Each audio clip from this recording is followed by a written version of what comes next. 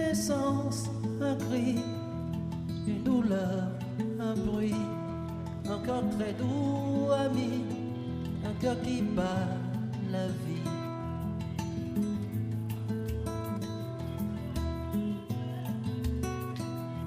Je voudrais m'arrêter sur ce bonheur qui m'est donné. Cette force jaillit de sa fragilité, finit par devenir. Plus que tout autre, à la déshumanisation de la vie, tant publique qu'individuelle, du peuple congolais, dit le professeur Roman Deke dans la préface du livre qui vous est aujourd'hui proposé. L'auteur lui-même présente la corruption comme un fléau, un cancer, un virus, à l'éradication duquel il souhaite contribuer. Elle a vu dans la vente de syllabus. Mais ici encore, le principe que la pauvreté entraîne l'injustice est un... Tout le monde a entendu que la corruption est une machine anti-population. La corruption engendre la misère. La première victime de la corruption, c'est donc la population.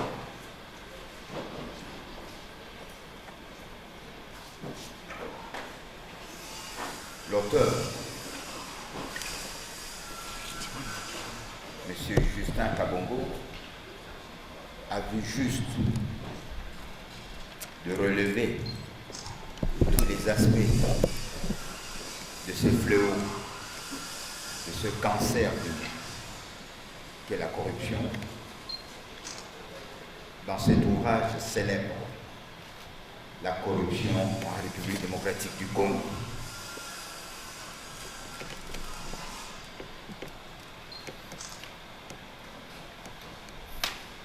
Que dire à l'occasion du baptême de cet ouvrage Lumière?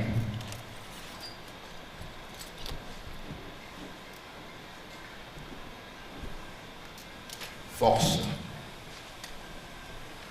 sera toujours du côté de la loi. Quelles que soient les manifestations négatives, quelles que soient les résistances formulées ou non formulées contre la lutte menée pour éradiquer ce fléau, ce phénomène, force sera toujours du côté de la loi.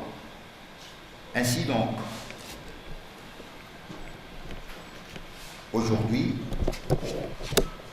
vendredi 26 août 2016,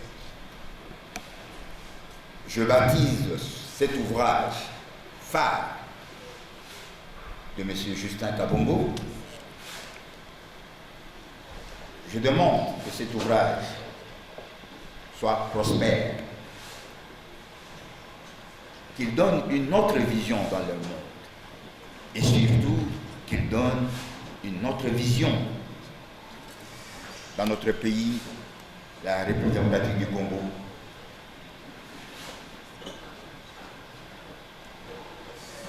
Qu'il accompagne et qu'il renforce la vision du chef de l'État de lutter contre la corruption, les détournements de deniers publics, pour que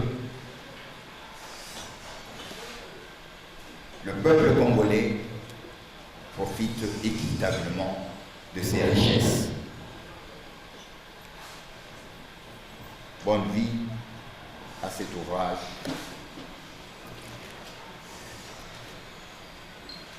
Et tous les ancêtres qui veillent aux richesses du Congo t'accompagneront pour que les yeux qui ont été fermés s'ouvrent et comprennent que l'injustice engendre la corruption et la corruption engendre la misère et qu'il faut arrêter ce fléau. Bonne chance.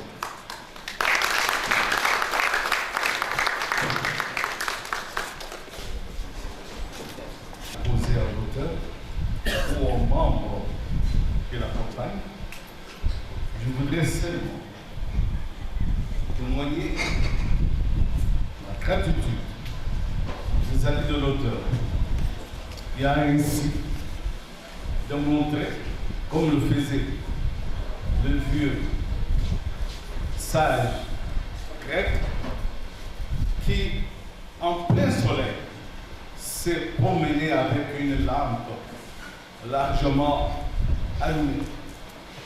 Ce sage s'appelait Diogène. Que faisait-il avec sa lampe? Il cherchait un homme. Il cherchait un homme, et pourtant, au grand jour. Et ce livre, son excellence venait de dire que c'était un phare. Et moi, je pense que c'est aussi une lampe qui est allumée en plein jour sous le tropique en cherchant son nom. C'est cela que je voulais dire pour féliciter l'auteur, qu'il nous ouvre de bonnes nouvelles. Et ceci en présence de hautes autorités de ce pays, à qui même le président de la République avait confié une mission, noble mission, de traquer les détourneurs, les corrupteurs. Ce n'est pas le moment, mes chers amis, de demander le compte. Je crois que c'était une interpellation et faite à haute voix que nous aurions voulu peut-être appuyer davantage pour qu'à partir de ce moment, que les autorités nous demandent que dans ce pays, les lois, les bonnes lois. D'enseignement primaire, secondaire dans notre société, mais ce qui se passe aussi dans nos vies politiques, auprès de nos dirigeants, ce qui nous conduit, ce qui fixe les opinions. Et vous avez suivi même quelques cas qui étaient cités. La personne qui a présenté le livre a dit que même l'enfant de l'école primaire sait comment acheter ou soit son état ou ses échecs moyennant quelque chose. Alors vous ne voyez-vous pas que cette attitude n'est pas seulement en rapport avec la pauvreté, mais aussi c'est une mentalité qui est ancrée dans nos cerveaux, dans notre vie de chaque jour que nous devons lutter par aussi d'autres moyens. Que nous avons voulu porter à la connaissance de notre peuple. Je reviendrai à la question posée par Mme Huguette, à qui je dis énormément merci. Elle est de l'ODEP, moi j'ai travaillé avec vous et je sais ce que vous représentez.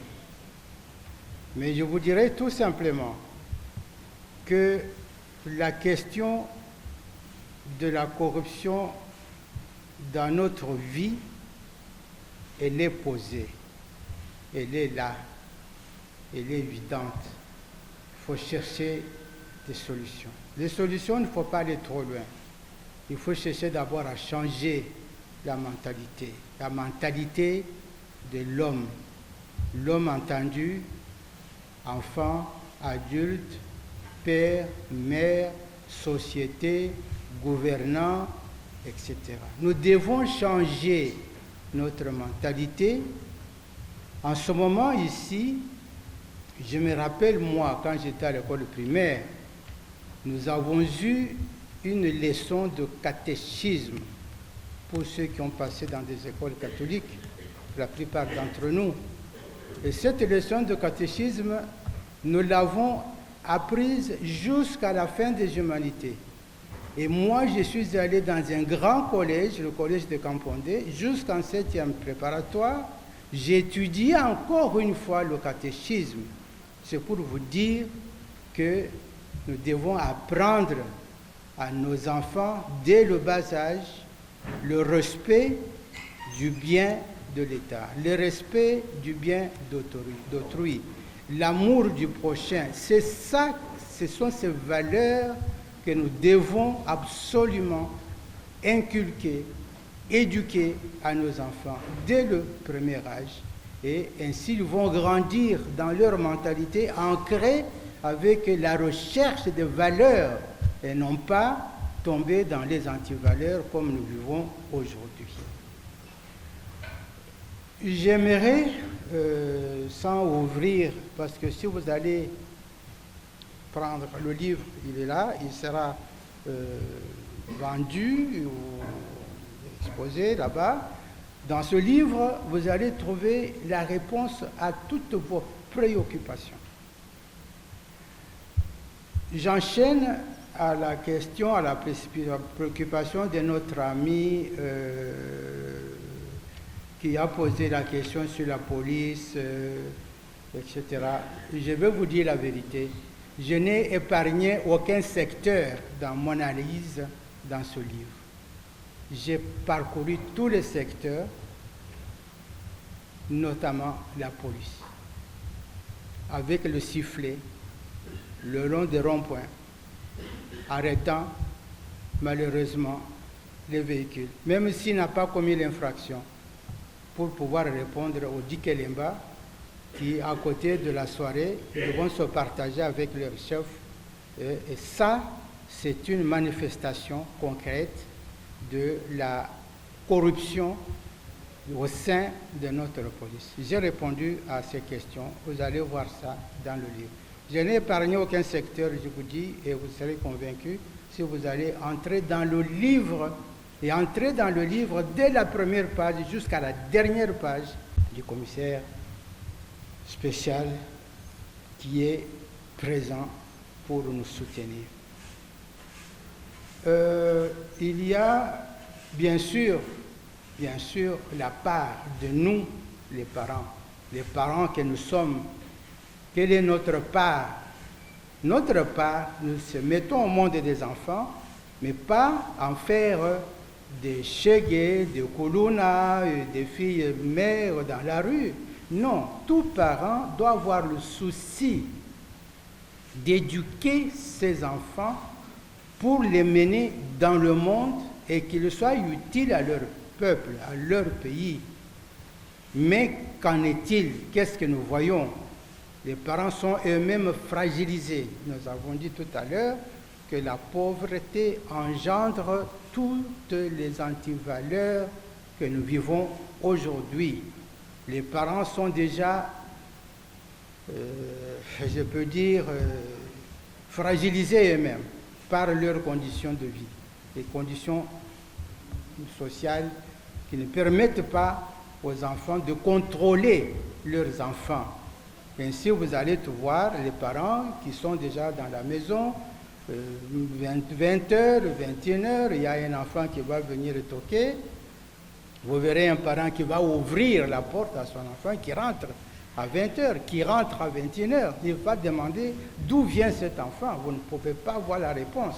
À partir de ce moment-là, vous comprenez très bien que l'enfant a déjà échappé au contrôle même de ses propres parents dans la maison, dans la famille. Ceci dit, la situation est grave. Nous devons tous prendre conscience. Ne nous perdons pas, nous n'allons pas nous voiler la face. Travaillons ensemble. Ce livre invite les parents à mettre en place une politique d'éducation de leurs propres enfants pour en faire de bons citoyens, des citoyens capables de participer au développement de notre société. Multiples occupations.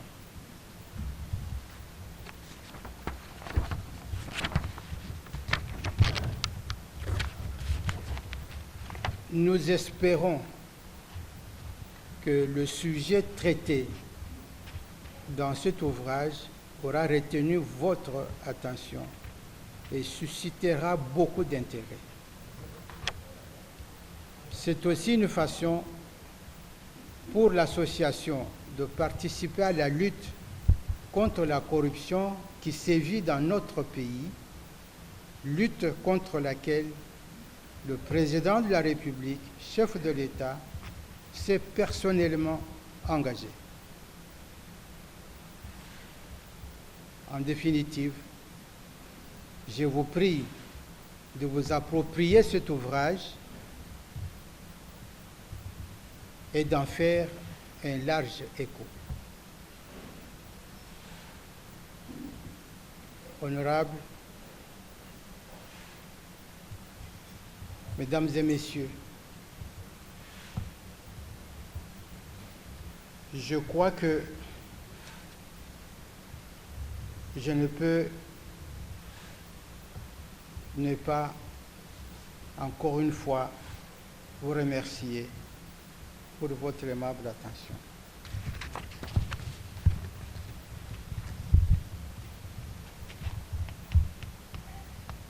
Et j'espère que chacun de vous est désormais membre de l'Association africaine de lutte contre la corruption.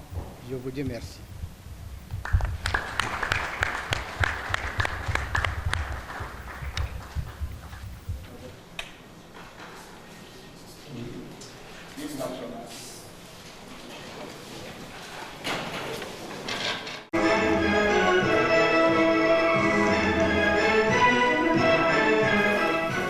Chacun de rester quand même avec nous quand je vous remercie.